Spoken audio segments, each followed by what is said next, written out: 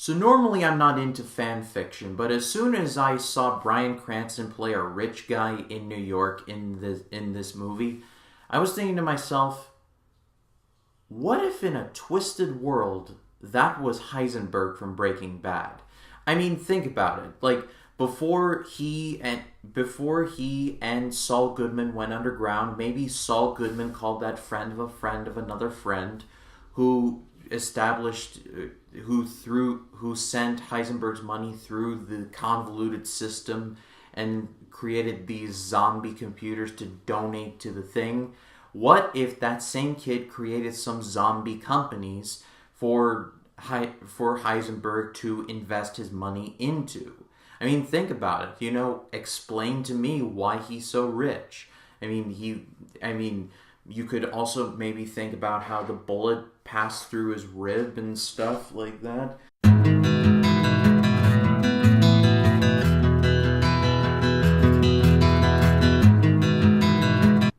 3 weeks later after my rant. Hello everyone, my name is Ryan Cam and welcome to my review for The Upside. This movie was directed by Neil Burger and it is a remake of the French film known as The Intouchables. I have not seen The Intouchables, so I will not be comparing the two. This movie stars Kevin Hart as Dell, an ex-con who is trying to go straight, but he must find a job or else he will go back to prison.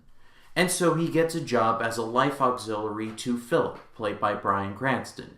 He has quadriplegia, so, Hart basically has to, take care of him, stretch him out, clean him up in more ways than one, and the two naturally strike up a friendship.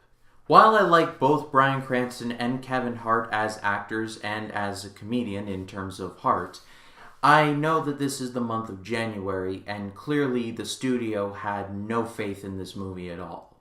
But I can safely say that The Upside was a lot better than I thought it was going to be. Is it my favorite film of the year? No. But it's a very good, feel-good, kind of makes the heart warm type of movie. This movie lives, breathes, and dies on the chemistry between Kevin Hart and Bryan Cranston, and their chemistry is very good. Hart is this rough guy from the streets, and Cranston is this refined guy from, higher up. And so when the two clash, it is admittedly very entertaining. The funniest moment in the movie is when Hart has to do something with a catheter. Yes, I am immature laughing at catheters, but, hey, don't blame me. Nicole Kidman is also good in the movie, but her role is basically to Kevin Hart, I don't trust you, or basically, and that's about it. I think my biggest problem with The Upside is that some of the story elements just disappear and reappear on a whim, and sometimes it can be very confusing. For example, in the movie, Dell, played by Hart, has an ex-wife and a son that he's trying to support but simply has not.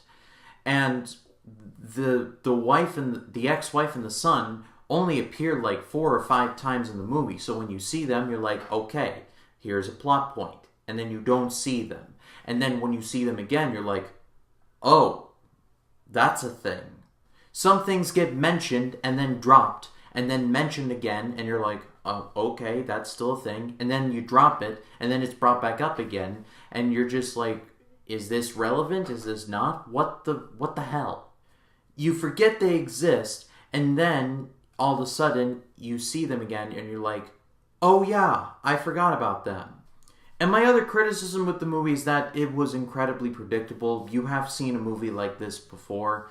I'm thinking along the lines of Planes, Trains, and Automobiles.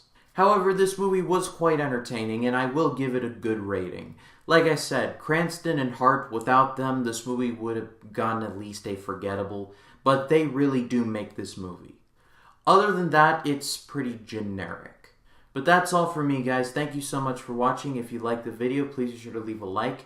And if you saw this movie and you have your own thoughts, then leave them in the comment section below. My name is Ryan Cam, and I'll see you in the next one.